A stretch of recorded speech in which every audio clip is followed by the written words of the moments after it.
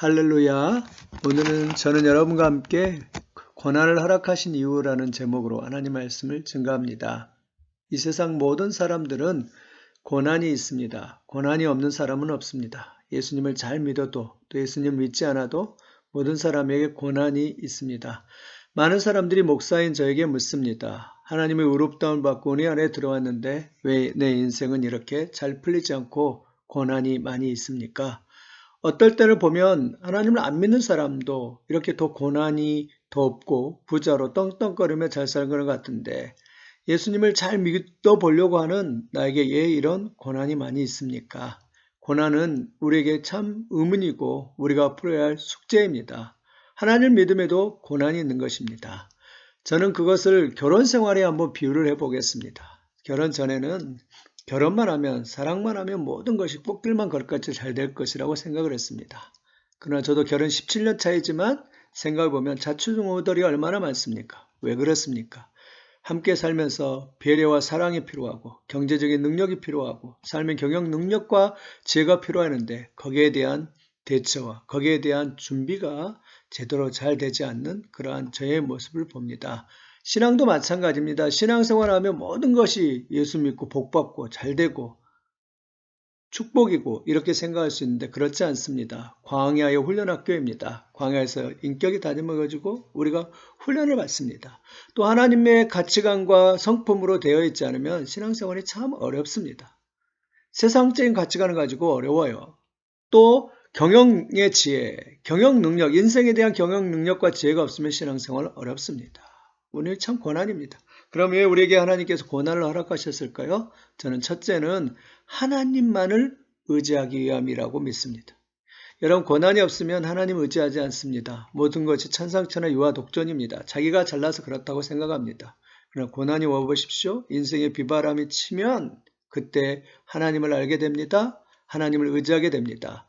고난을 통해서 하나님을 깨닫게 된 것을 볼 수가 있습니다. 그러므로 고난은 우리에게 유익한 것입니다. 여러분, 우리는 세상에서 성경에 의지하지 말할 걸 네 가지 말합니다. 첫째, 도울 힘이 없는 인생을 의지하지 말라고 말합니다. 두 번째, 정함이 없는 재물을, 돈을 의지하지 말라고 말합니다. 여러분, 우리가 얼마나 돈 많이 의지합니까? 여러분, 돈은 우리의 의지의 대상이 아닙니다. 또 셋째는 우상숭배, 눈에 보이는 우상숭배를 의지하지 말라고 합니다. 넷째는 자기의 명철과 지혜를, 자기의 경험을 의지하지 말라고 합니다. 오직 하나님만 의지합니다. 둘째는 왜 하나님께서 고난을 허락하실까요? 왜냐하면 고난 당하는 것이 유익하기 때문입니다. 고난을 통해서 우리가 주님의 율례를 배우기 때문입니다. 시편 119편 71절에 고난 당하는 것이 내게 유익이라 이로 말미암아 내가 주의 율례를 배우게 되었나이다 라고 그렇게 말합니다. 시편 기자는 말합니다. 고난을 통해서 하나님의 말씀을, 하나님의 뜻을 배우게 된다고 말합니다. 여러분, 고난을 통해서 하나님의 율례, 하나님의 말씀을 배우시길 바랍니다. 요나를 보십시오. 하나님께서 느니에로 가라고 했는데 불순종하여 다시스로 가는 배를 탔습니다. 그런데 하나님께서 고난을, 폭풍이라는 고난을 흔들립니다. 그리고 물에 던져져서 물고기 뱃속에 갑니다. 거기서 회개합니다. 그리고 요나가 그 고난을 통해서 순종이 얼마나 중요한지 깨닫게 됩니다. 하나님의 말씀에 순종하는 걸 깨닫게 됩니다. 여러분, 고난은 우리로 하여금 하나님의 율례를 배우게 되는 놀라운 도구입니다.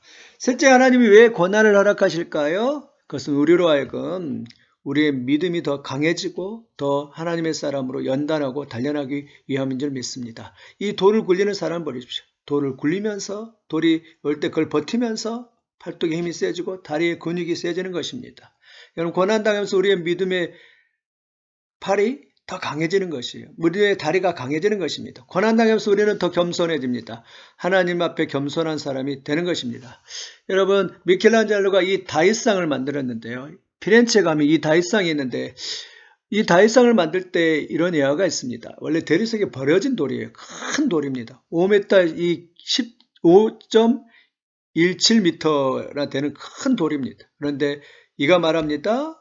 그냥 모난 부분을 깎았을 뿐이라고 그렇게 말합니다. 그랬더니 이 멋진 작품이 나왔다고 말합니다. 그렇습니다. 지금도 하나님은 고난을 통해서 우리를 깎고 다듬어 가는 것입니다. 왜 다듬어 가십니까? 우리 안에는 우리가 너무나 많이 있기 때문에요. 시인과 촌장 하덕규 씨가 말합니다. 내 속에 내가 너무도 많아. 당신이 쉴 곳 없네. 저는 이 노래를 들을 때마다 그렇구나. 내 속에 너무 많아서 하나님이 내 안에 들어와서 머물 곳이 없고 내 속에 헛된 바람들이 많아서 정말 하나님이 쉴 곳이 없구나라는 것을 느낍니다. 그렇습니다. 그래서 우리를 하나님이 고난을 통해서 이렇게 다듬은 것입니다. 가시를 제거하고 온유하고 겸손한 사람으로 하나님의 사람으로 사랑의 사람으로 변한 것입니다. 그러므로 우리가 말씀을 마치면 왜 하필 나입니까? 이런 질문할 필요 없습니다. 고난을 통해 우리는 하나님을 의지하게 됩니다. 고난을 통해 주의 윤례를 배우게 됩니다. 고난을 통해 더 연단하고 다듬어집니다. 이런 놀라운 축복을 누리는 사람 되기를 바랍니다. 고난이 유일하게 됐는데 고난을 하나님의 말씀을 배우는 계기가 될 때 그것이 유익하게 될 줄 믿습니다. 이런 은혜를 깨닫고 하나님의 말씀대로 순종하고 축복을 누리는 사람 되기 바랍니다. 아멘.